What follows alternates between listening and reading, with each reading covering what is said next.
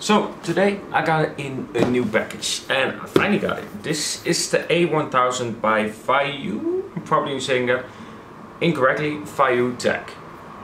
Let's keep it on that.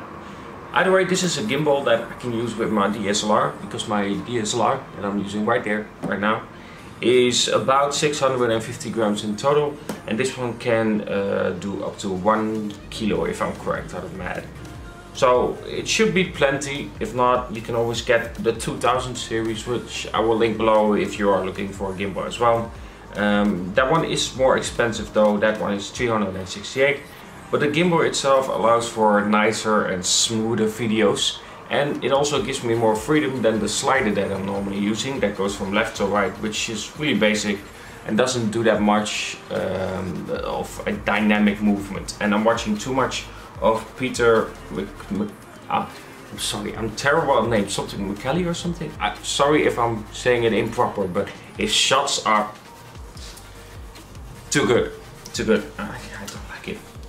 It's too good, makes mine look bad. But either way, I want to somewhat implement that dynamic idea, and I want to have foreground objects which are out of focus, so I'm using a 1.8 aperture sensor on the Canon, not right now of course, with a 50mm, and that would allow for a nice bokeh effect as well.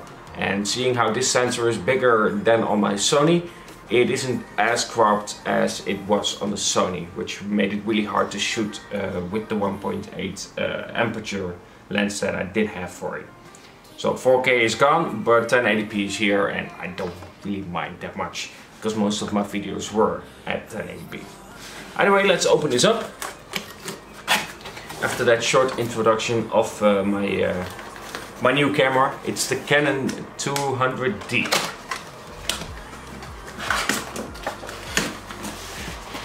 There is, however, a downside. I couldn't put my mic on it because I have the flip screen right to me, and at that moment you're blocking the entry for the mic itself. So I'm not really a fan of that. Depending on, of course, what kind of mic you have, because if it's straight it might work, but for me it did not. Anyway, let's open it up. Right here you have this little part where you will find probably all the manuals and everything like that. As you can see, all the paperwork. Hardly anyone cares about. I really like the case, by the way. It's a strong case, it feels nice. I like the presentation so far. We can flip this open and then we get presented with the gimbal itself. This is of course the hand itself. Just took part of. This is of course the hand itself. This is for the charging of the batteries, which you get 4 of. But you only need 2 if I'm correct from what I've seen in reviews. So you get 4 but you only need 2. You also get a little tripod like thing so you can mount it properly when you are working with it. It is also an extra space where you can hold your second hand, because unlike Steadicams, you can use 2 hands holding it. With a Steadicam you need 1 hand to operate it differently as well. Either way, this is useful as well for when you are working on setting it up. So let's put that aside.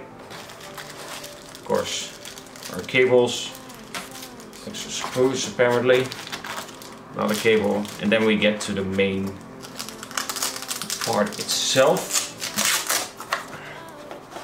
I'm not gonna set it up in a video because I haven't set it up ever.